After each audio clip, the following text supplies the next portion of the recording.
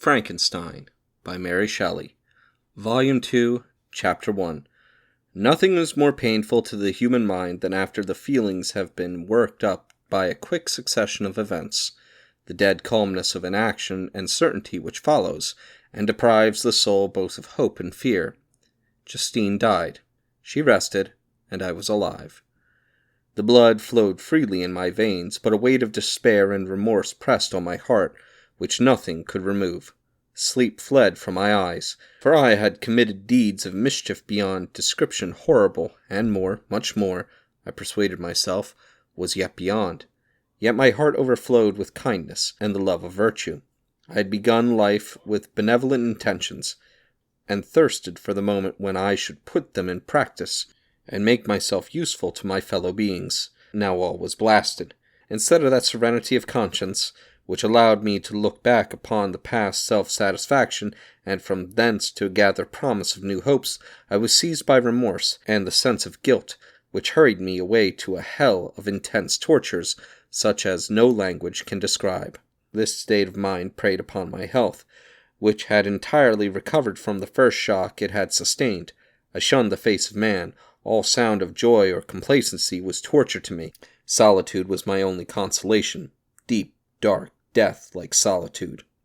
My father observed, with pain, the alteration perceptible in my disposition and habits, and endeavored to reason with me on the folly of giving way to immoderate grief. "Do you think, Victor," said he, "that I do not suffer also? No one could love a child more than I loved your brother." Tears came into his eyes as he spoke. "But is it not the duty of the survivors that we should refrain from augmenting their unhappiness by an appearance of immoderate grief? It is also a duty owed to yourself, for excessive sorrow prevents improvement or enjoyment, or even the discharge of daily usefulness, without which no man is fit for society."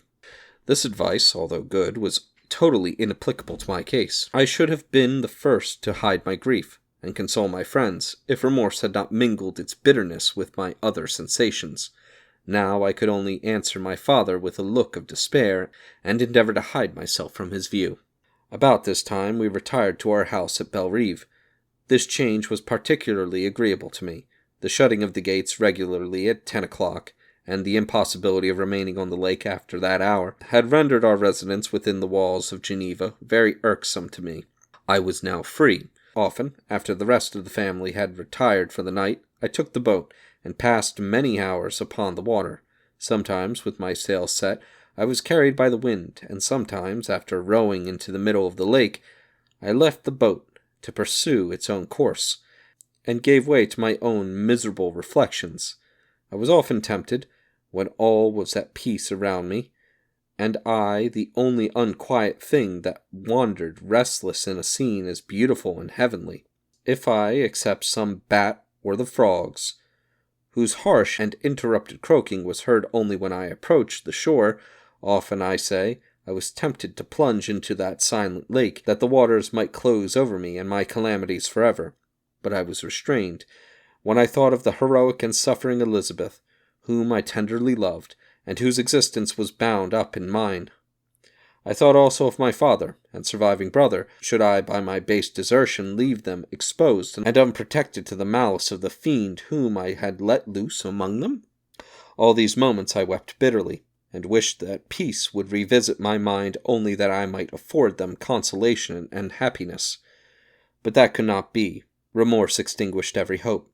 I had been the author of unalterable evils, and I lived in daily fear, lest the monster whom I had created should perpetrate some new wickedness. I had an obscure feeling that all was not over, and that he would still commit some signal crime, which, by its enormity, should almost efface the recollection of the past. There was always scope for fear, so long as anything I loved remained behind. My abhorrence of this fiend cannot be conceived. When I thought of him, I gnashed my teeth, my eyes became inflamed, and I ardently wished to extinguish that life which I had so thoughtlessly bestowed. When I reflected on his crimes and malice, my hatred and revenge burst all bounds of moderation. I would have made a pilgrimage to the highest peak of the Andes, could I, when there, have precipitated him to their base. I wished to see him again, that I might wreak the utmost extent of anger on his head, and avenge the deaths of William and Justine. Our house was the house of mourning. My father's health was deeply shaken by the horror of the recent events. Elizabeth was sad and desponding. She no longer took delight in her ordinary occupations. All pleasure seemed to her sacrilege toward the dead. Eternal woe and tears she then thought was the just tribute she should pay to innocence so blasted and destroyed. She was no longer that happy creature who in earlier youth wandered with me on the banks of the lake, and I told with the ecstasy of our future prospects. She became grave, and often conversed of the inconstancy of fortune and the instability of human life. "When I reflect, my dear cousin," said she, "on the miserable death of Justine Moritz, I no longer see the world and its works as they before appeared to me. Before I looked upon the accounts of vices and injustice that I read in books or heard from others as tales of ancient days or imaginary evils. At least they were remote, and more familiar to reason than to the imagination. But now misery has come home, and men appear to me as monsters thirsting for each other's blood. Yet I am certainly unjust. Everybody believed that poor girl to be guilty, and if she could have committed the crime for which she suffered, assuredly she would have been the most depraved of human creatures, for the sake of a few jewels, to have murdered the son of her benefactor and friend, a child whom she had nursed from its birth, and appeared to love as if it had been her own. I would not consent to the death of any human being, but certainly I should have thought such a creature unfit to remain in the society of men. Yet she was innocent. I feel she was innocent. You are of the same opinion, and that confirms me. Alas, Victor, when falsehood can look so like the truth, who can assure themselves of certain happiness? I feel as if I were walking on the edge of a precipice, towards which thousands are crowding, and endeavoring to plunge me into the abyss. William and Justine were assassinated, and the murderer escapes. He walks about the world free and perhaps respected, but even if I were condemned to suffer on the scaffold for the same crimes, I would not change places with such a wretch." I listened to this discourse with the extremest agony. I, not indeed, but in effect, was the true murderer. Elizabeth read my anguish in my countenance, and kindly taking my hand said, "My dearest cousin, you must calm yourself. These events have affected me, God knows how deeply, but I am not so wretched as you are. There is an expression of despair, and sometimes of revenge, in your countenance that makes me tremble. Be calm, my dear Victor. I would sacrifice my life to your peace. We surely shall be happy, quite in our native country, and not mingling in the world. What can disturb our tranquillity?"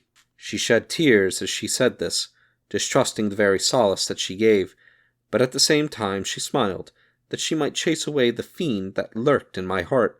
My father, who saw in the unhappiness that was painted in my face only an exaggeration of that sorrow which I might naturally feel, thought that an amusement suited to my tastes would be the best means of restoring to me my wonted serenity.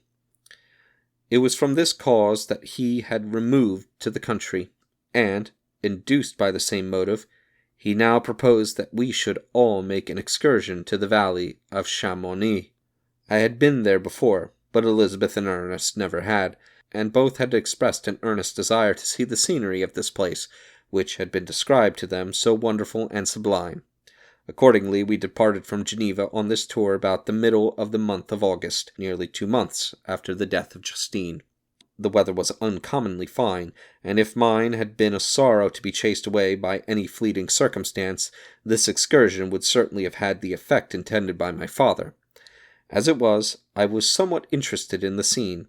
It sometimes lulled, although it could not extinguish my grief. During the first day we travelled in a carriage. In the morning we had seen the mountains at a distance, towards which we gradually advanced. We perceived that the valley, through which we wound, and which was formed by the river Arve, whose course we followed, closed in upon us by degrees, and when the sun had set, we beheld immense mountains and precipices overhanging us on every side, and heard the sound of the river raging among rocks, and the dashing of waterfalls around. The next day we pursued our journey upon mules, and as we ascended still higher, the valley assumed a more magnificent and astonishing character, ruined castles hanging on the precipices of tiny mountains, the impetuous Arve, and cottages every here and there peeping forth from among the trees, formed a scene of singular beauty. But it was augmented and rendered sublime by the mighty Alps, whose white and shining pyramids and domes towered above all as belonging to another earth, the habitations of another race of beings.